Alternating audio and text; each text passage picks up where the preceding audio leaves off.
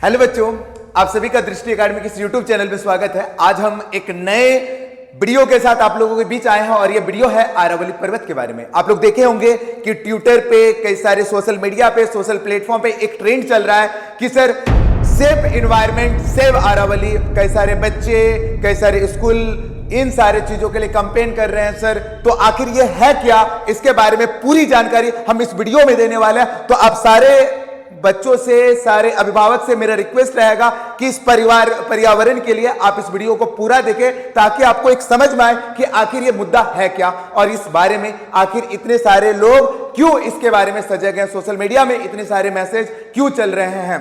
तो भाई आरावली पर्वत के बारे में स्टार्ट करने से पहले एक स्टेटमेंट जो महात्मा गांधी ने कहा था, वो स्टेटमेंट है कि प्रकृति हमारी हर एक जरूरतों को पूरा कर सकती है लेकिन आपकी लालचों को पूरा नहीं कर सकती। और याद रखना, यही लालच है और इसी लालच का नतीजा है कि आज मुझे एक कैंपेन में पार्टिसिपेट करना हो रहा है और ये कैंपेन है save Aravalli, save life, save future का।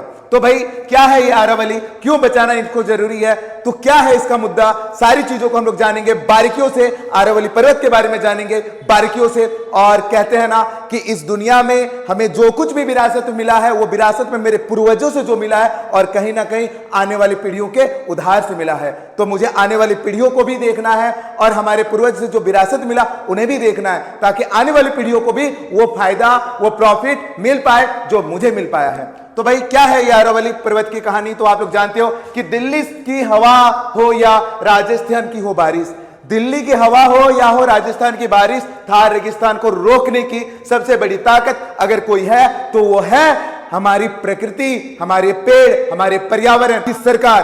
तो इन्हीं पर्यावरण में एक राष्ट्रीय कवच के तरीके से काम कर रहा है आरावली पर्वत, जो हमारे सर दिल्ली को, राजस्थान को और यहां तक कि थार रेगिस्तान को हरियाणा पे होने वाले समस्याओं से बचा रहा है। तो क्या है यह आरावली पर्वत, तो आप लोग जान रहे हो सर, आरावली एक पर्वतमाला है। यह सिर्फ पर्वतों का ढेर ही नहीं, यह सिर्फ पर्वतों का ढेर ही नहीं बल्कि प्रकृति का एक जीवित कवच है, एक रक्षा कवच है जो थार मरुस्थल के मरुस्थलीकरण यानी कि डेजर्टिफिकेशन को रोक रहा है। और अगर ये पर्वतों को अवैध खनन की तरीके से तोड़ा गया, मोड़ा गया और पर्यावरण से, प्रकृति से खिलवाड़ किया गया तो वो दिन भी दूर नहीं, वो वक्त भी दूर नहीं कि मरुस्थलीकरण से पूरा का पूरा दिल्ली, पूरा का पूरा हरियाणा भी तबाह हो जाएगा। आप जानते हो कि आने वाले टाइम पे एयर क्वालिटी इंडेक्स, जिसे AQI बोला जाता है, ये एयर क्वालिटी इंडेक्स कितना गिर चुका है और अगर यही चीजें बार बार चलती रही तो क्या होगा, नतीजा चौंकाने वाला देखने को मिलेगा। तो इसीलिए ये सारे कैंपेन चल रहे हैं। तो भाई क्या है आरावली पर्वतमाला, आप जानते हो कि ये भारत की सबसे प्राचीन पर्वतमाला है जो कई सारे वैज्ञानिक बोलते हैं कि ये लगभग 3 अरब साल पुराना है। कितने अरब साल पुराना? 3 अरब साल। और भाई इसकी लंबाई की बात करें तो ये लंबा लगभग 800 किलोमीटर तक ये लंबा है और जिनका फैलाव गुजरात से होते हुए, राजस्थान, हरियाणा से होते हुए दिल्ली तक जाता है। 800 किलोमीटर का ये पर्वत सर क्या करता है, एक प्राकृतिक कवच के तरीके से काम करता है।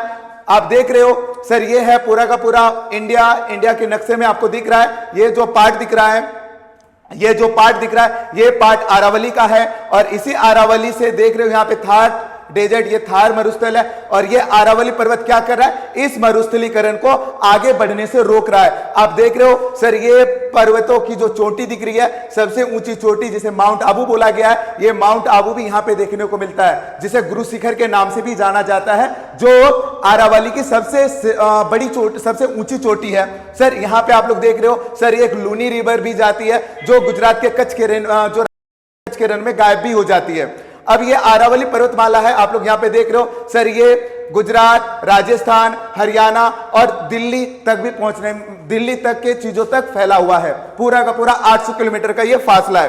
तो क्या है सर इसका सबसे ऊंचा शिखर की बारे में बात करें तो सबसे ऊंचा शिखर है गुरु शिखर, जिसे माउंट आबू राजस्थान में देखने को मिलता है। और क्या है सर, सेव आरावली क्या है, तो याद रखना सर, ये पर्यावरण को संरक्षण करने का एक आंदोलन है जो कई सारे बच्चे, कई सारे प्रकृति प्रेमी इन आंदोलन में पार्टिसिपेट कर रहे हैं ताकि वो अपने पर्यावरण को बचा पाए, आने वाली पीढ़ियों के लिए एक स्वच्छ वातावरण दे पाए, स्वच्छ पर्यावरण दे पाए। तो भाई सर इसका उद्देश्य क्या है? इसका उद्देश्य है सर अवैध खनन यानी कि इल्लीगल माइनिंग को रोकना। दूसरा, जंगलों की कटाई को रोकना। आप जान रहे हो कि जंगलों की अंधाधुंध कटाई हो रही है, जिसके कारण सर पर्यावरण का बहुत बड़ा पार्ट सर क्या हो रहा है? खत्म हो रहा है। साथ ही साथ अनियंत्रित निर्माण, आप जानते हो सर इलीगल कंस्ट्रक्शन जैसे काम, फैक्ट्री बन रहे हैं, जिससे भी क्या हो रहा है सर? पर्यावरण हम लोगों का खतरे में जा रहा है। और सर इन खतरे के जाने के कारण पर्यावरण में असंतुलन बन चुका है, शुद्ध हवा नहीं मिल पा रही है और कई सारी चीजें हैं।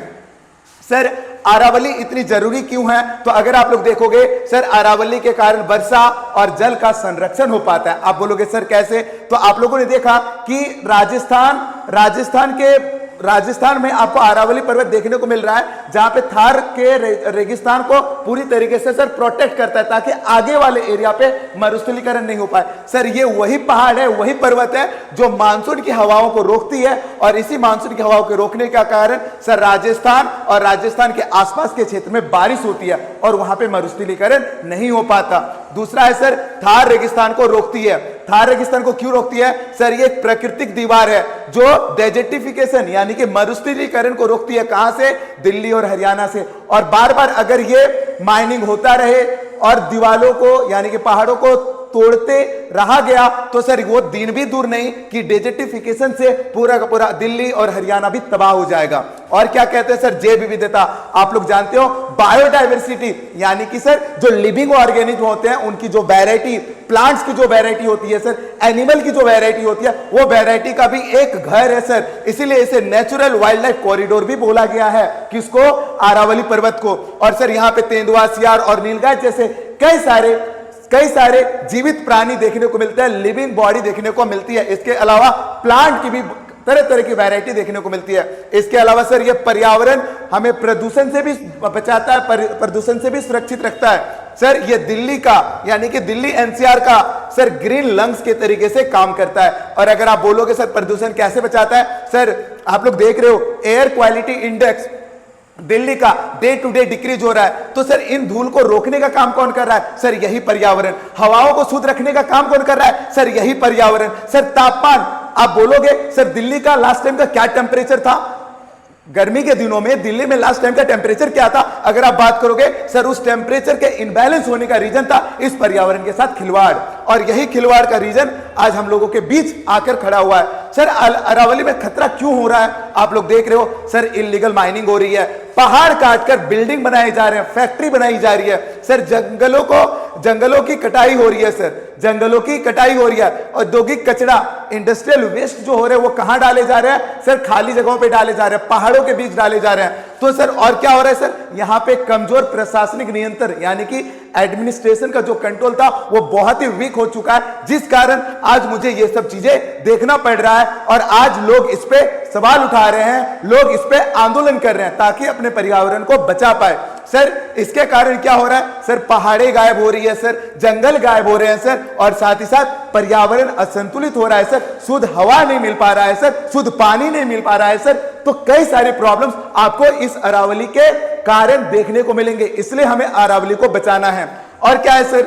सर अगर एक सवाल आ रहा है कि अगर हम भारत के नागरिक हैं तो भारत में अगर इस तरह की इलीगल एक्टिविटीज हो रही है, इस तरीके से पर्यावरण का हानि हो रहा है, तो सर सरकार क्या कर रही है? सर हमारी न्यायपालिका कहां पर है? उनको भी तो कुछ ना कुछ स्टेप लेना चाहिए, हाँ या ना? तो भाई आप लोग जानते हो कि भारत के जो सुप्रीम कोर्ट है, सर्वोच्च न्यायालय है, और एनजीटी जिसे हम लोग नेशनल ग्रीन ट्रिब्यूनल बोलते हैं, इन्होंने सर कहा था, इन्होंने कई बार सर अरावली के इलीगल माइनिंग पर रोक लगाई थी और कई जगहों पर इन्होंने प्रोटेक्टेड फॉरेस्ट और इको सेंसिटिव जोन भी बनाया था अरावली पर्वतों पे। और इन्होंने एक स्टेटमेंट भी दिया था, कहा भी था, क्या कहा था कि सर अरावली को नुकसान पहुंचाना आने वाली पीढ़ियों के लिए अपराध है, उनको नुकसान पहुंचाना है।